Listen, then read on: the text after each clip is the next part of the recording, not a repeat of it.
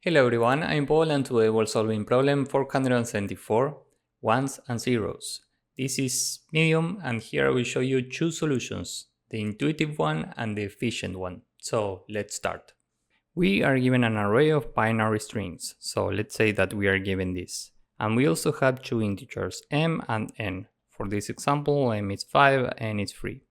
Our job is to return the largest subset such that there are at most m zeros and n ones.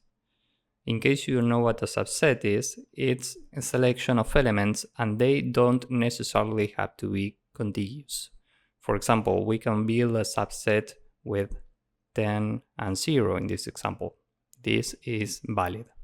Now here we can take this, and these strings, and here we have 1 plus 3, 4 plus 1, 5 zeros, and 1, 2, 3 ones. And we need at most 5 zeros and at most 3 ones.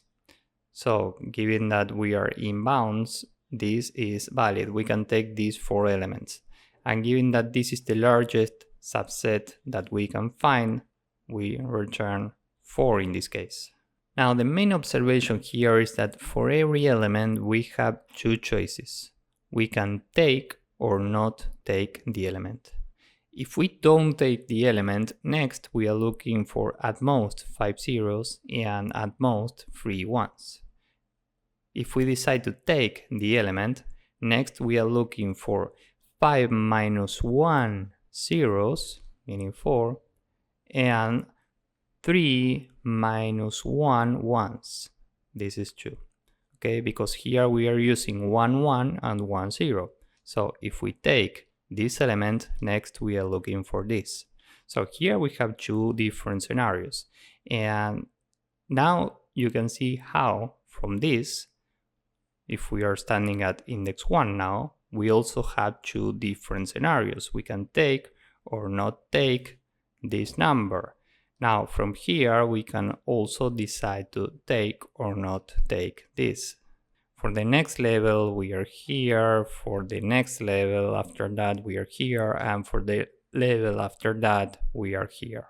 So here you can see how this is a dynamic programming problem.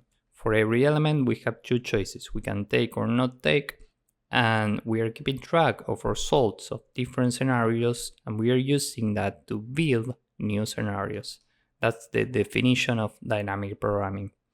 And first I will show you how to solve this recursively because I think it's way more intuitive, and then I will show you the efficient solution. So let's start with the first one. Here we are building a recursive DP function. This will take 3 arguments, the index we are standing at, the amount of ones that we have already used before this index, and the corresponding amount of zeros. And in every recursion we need a base case. Here it's if we reach the end of the array, meaning I is equal to the length of strings, return 0. Now, every time we need a frequency map or counter. Here we are storing frequencies of unique elements in the current binary string. In Python, we can use counter, and we are building this from strings at the current index, meaning this index. Now, the new amount of ones is counter at 1, and the new amount of zeros is counter at 0. Remember, this is the amount of ones for the string at the current index, and this is the previous amount of ones before this index. Okay. Now, here we have to return the largest valid subset. We will call this best, and given that we are returning a maximum value, we can start from minus infinity. Finally, we return best. And we have two scenarios basically. In the first one, we don't take the element at the current index. And in the second one, we take the corresponding element. Now for the first one, we say best is the maximum between best and dp with the next index, I plus 1, the previous amount of ones and the previous amount of zeros. We are not taking the current index.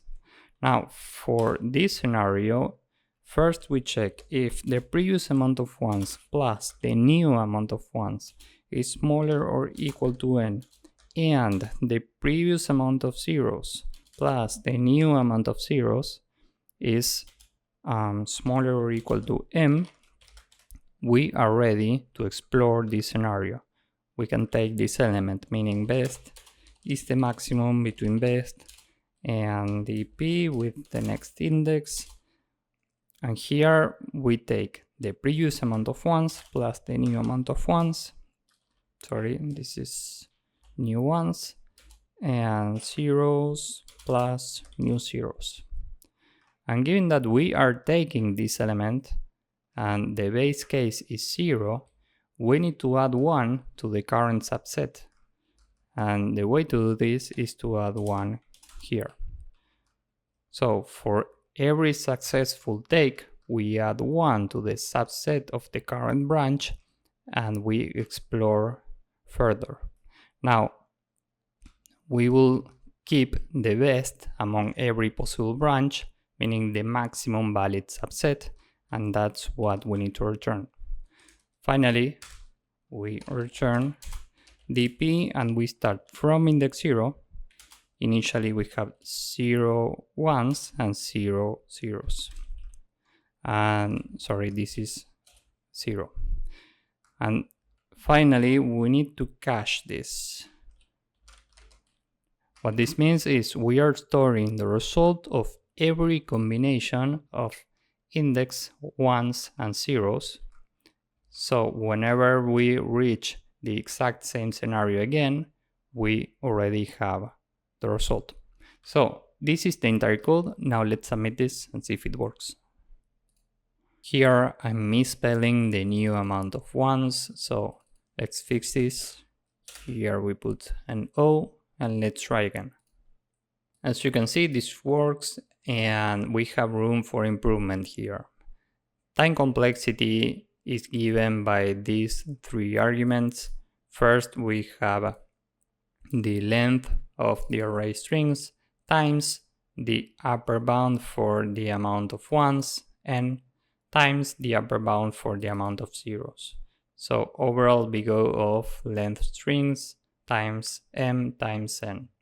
And space complexity is the same because we are caching every combination of this, the result for every combination of these 3. Okay, so now let's go with the second approach. Now we are doing basically the same with the 2D dp read. Here we are using rows for zeros and columns for ones, and each cell represents the maximum length of a valid subset, taking rows as a maximum, this is the maximum amount of zeros, and columns as the maximum amount of ones. So if we take 1 0 as a maximum and 1 1 as a maximum, we can take these 2 elements. So here we should put 2. Now the thing is, how do we reach this number 2? How do we build this entire thing? And the answer is, we are going in reverse. We are iterating this from left to right. So first we are here and we are adding this to every possible subset. So we have 1 1 and 1 0. Now we know that we have 1 0 here. So for this scenario, when we can have 0 zeros as a maximum, this entire row is 0. And we have 1 1. So for this scenario where we can have 0 ones as a maximum, this entire column is also 0. And every remaining value here will be 1. Why? Well, because we can use this element for any combination of these scenarios. So we put a 1 in every one of these cells. Maybe you are thinking about building this from top to bottom, but this is not possible, and here we show you why. Here we have a 1, and the way to get this 1 is to take the maximum between this state and the previous state plus 1.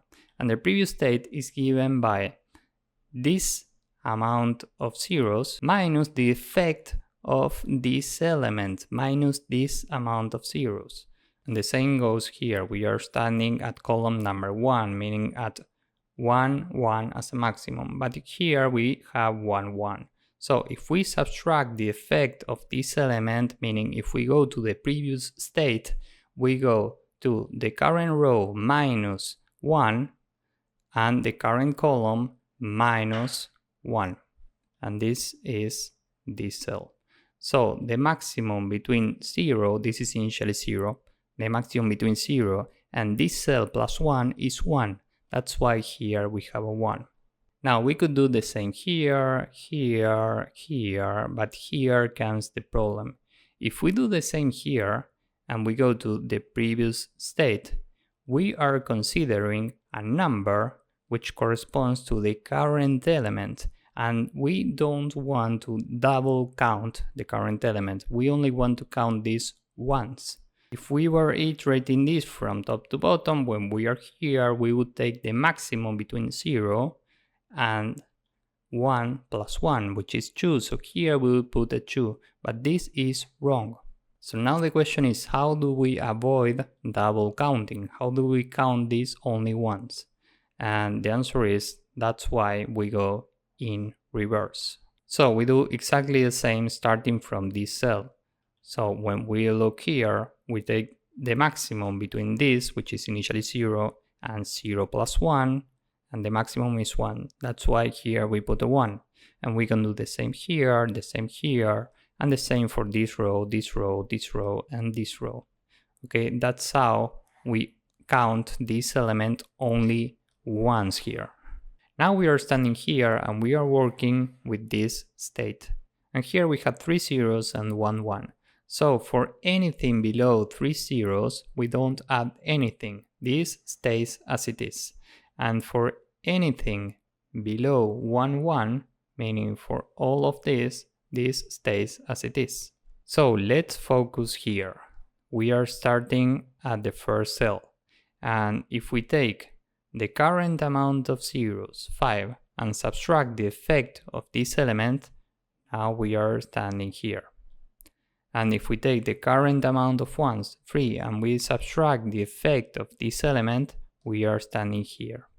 And the maximum between 1 plus 1 and 1 is 2. So we replace this with 2. Next we are here and we are comparing this and this. So here we put another 2. Now we are here and the maximum between 0 plus 1 and 1 is 1. So we keep 1 here. Here we compare this with this. So we put the 2. Here we compare this and this. So we put the 2. Here we compare this and this, so we keep 1. Now here we are comparing this, and the maximum between 0 plus 1 and 1 is 1, so we keep 1 here. Here we keep 1, and here we keep 1. So this is the new state after this element. And in case you didn't notice, here we didn't even iterate anything that was out of bounds. We only cared about this. And the way to iterate this is we go from m to the amount of zeros minus 1 in steps of minus 1, and we are running a nested for loop. Here we go from n to the amount of ones minus 1 in steps of minus 1. Okay, with this nested for loop is how we iterate only this. So for this example, we are going from 5 to the amount of zeros minus 1. Here we have 3 zeros, so we would go up to here, but this is non-inclusive and we need to include c, so we are going up to here. And the same goes for here. We go from n, meaning from 3, to the amount of ones minus 1, meaning up to here. Okay, so we are iterating this range. Next we are here and we have 4 ones and 2 zeros. So we don't care about anything below 2 zeros. We don't care about all of this. and we don't care about anything below 4 ones. So actually we don't care about any of this. After visiting this stays as it is. Now we are here, so we don't care about anything below 1, 1. We don't care about this. And we start from here, so we need to remove the effect of this element, meaning we subtract 1, 1 to the current column. And 3 minus 1 is 2, so we are taking the maximum between 2 and 1 and 2. And this is 3, so we replace this with 3. Next we are here, we subtract the effect of this, so we take the current column minus 1, we are looking here, and the maximum between 1 plus 1 and 2 is 2, so we keep 2 here. Here the maximum between 0 plus 1 and 1 is 1, so we keep 1. Next we are here, and the maximum between 2 plus 1 and 2 is 3, so we replace this with 3. And this will be the final state after visiting every cell. So next we are here, we have 1, 0. We don't care about anything below 1, 0, so we don't care about this. We start from here, and we need to remove the effect of this to check the previous state. So the current amount of zeros is 5, we subtract 1, we have 4. We are checking if 3 plus 1 is greater than 3, and it is, so we replace this with 4. If we do the same for every cell, we get this final state. And now we've seen every element in this array. Now, the maximum length for a valid subset with 5 or less zeros and 3 or less ones is 4. Okay, so finally we return this value. And by doing this, we can reduce space complexity to big O of m times n, which is more efficient than the previous solution. And time complexity will be the same as before. It's given by the amount of elements here times m times n. So with this in mind, let's go with the code. First, we need the DP to the array. So this is an array, and here we have an array with 0 times n plus 1 for every index in range m plus 1. Okay, now for every string in strings we have a counter. We are building this from the current string, and the amount of zeros and ones is given by counter at 0 and counter at 1.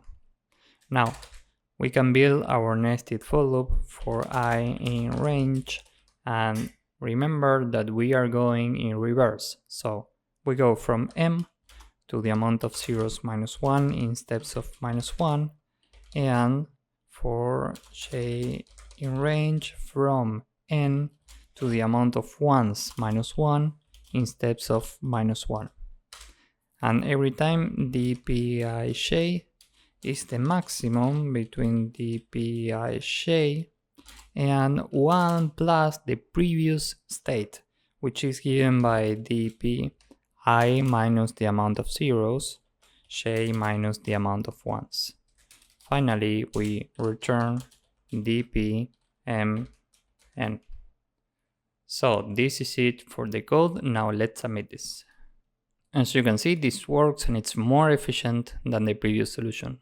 So if you found this useful, please drop a like, subscribe, and see you in the next one. Bye bye.